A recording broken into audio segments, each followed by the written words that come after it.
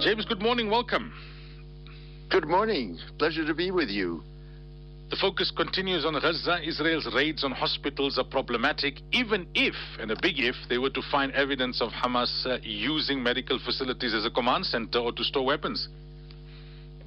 Well, let me start off by saying I don't think there's any doubt that Hamas has access to hospitals and over the years, and there's evidence of that from past wars, even though that is more or less established. Clearly, what has not been established is that there was a command and control center, and the question of proportionality, of course, rises with what they have found, which is a number of Kalashnikovs, various other items. None of that would justify the pain and consequences that the Israeli assaults on hospitals is producing. And so Israel really, in terms of international law, is presenting a very weak case. The other issue is about what's obstructing the two-state solution. Is it obstinance on both sides instead of settlements? Is this two-state solution still viable? Many seem to be advocating a one-state solution, everyone equal citizen with one vote per person. Indeed. Well, first of all, I think one's got to realize that what has happened over the last 5 or 6 weeks is a tremendous setback for any effort to try and definitively resolve the Israeli-Palestinian conflict. Even before the war, there was significant debate about whether or not a two-state solution was still viable. The international community, from the United States to China, maintains the insistence on the two-state solution, but many have argued that particularly the expansion of Israeli settlements on the West Bank has made a de facto division of the land impossible. That, when one looks at it very carefully, and there are studies that show that, is that in some ways those that argue that settlements have prevented or killed a two-state solution are actually looking at the wrong thing. So, with other words, you have the map of Israeli settlements, which are across the West Bank. And if one just takes that map as a guideline, a two-state solution isn't possible. But rather than looking at the number of settlements, if you look at population concentrations, you get a very different map.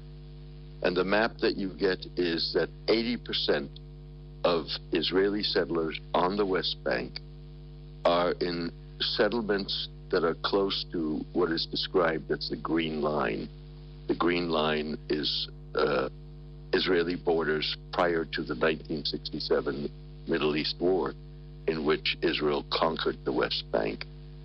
And they are on a total of 4.5% of West Bank land.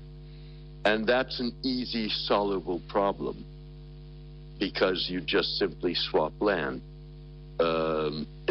Palestine gets 4% of Israel, and Israel gets the 4% on which the vast majority of Israeli settlers live, and therefore they would remain under Israeli law and not in a Palestinian state, revert to Palestinian law. And you're left with 20%, which then have to make a choice. They either move back to Israel, or they live in Palestine under Palestinian governance. Now, we've seen in recent days Arab and Muslim leaders putting their limited influence and limited differences on display. Indeed. So you had, just about a week ago, a summit of Arab and leaders of Muslim-majority countries, 57 countries in total. And what that summit showed was that it was the bare minimum on which they could agree. And it was a toothless statement. It was one more umpteen condemnation of the Israeli actions and a call for a ceasefire. And then if you look even a little bit deeper at the speeches that were made, the differences between among Muslim and Arab countries in terms of how to respond to the Israeli assault were open to display, particularly with Iran, that challenged fundamental aspects of Saudi and Emirati policy, for example. So the only real player from the Arab world, or the only two real players from the Arab world, in terms of trying to find some resolution, are Qatar and Egypt. Qatar, both of them have access to Hamas. Both of them have access to Israel. Qatar is the mediator on trying to arrange some temporary ceasefire in exchange for the release of hostages taken by Hamas on October 7. And Egypt, of course, controls the Egyptian border between Gaza and Egypt. And so what this summit really has shown is that it's a handful of players that have any real impact or potential impact on trying to bring this war to an end. The UN Security Council is calling for a humanitarian pause. This puts Joe Biden, the U.S. president, on the spot. Indeed, I think what you're increasingly seeing is the divergence between what the United States wants and what Israel wants and does. And you've seen repeatedly Israel just simply snubbing its nose at the United States. I mean, most recently, if I'm not incorrect, it was Monday night that U.S. President Joe Biden stated that he did not want to see a raid on hospitals, and particularly not on the Al-Shifa hospital, the major hospital in Gaza. And a day later, Israel was raiding that hospital. And so that puts him in a bind. And the question is how long he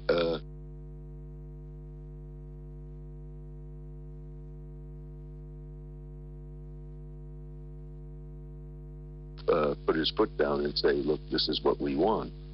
I think one thing to keep in mind, though, in terms of, we're getting all of this popularity polls that show that Biden's ratings are far down and that the issue of Gaza plays a significant role in that.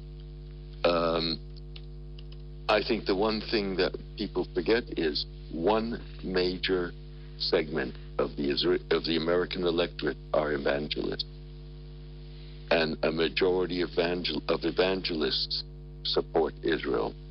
And so that doesn't need to be a vote in favor of Biden. It's probably going to be a vote in favor of a Republican candidate. But nonetheless, there's something that Biden certainly has in mind.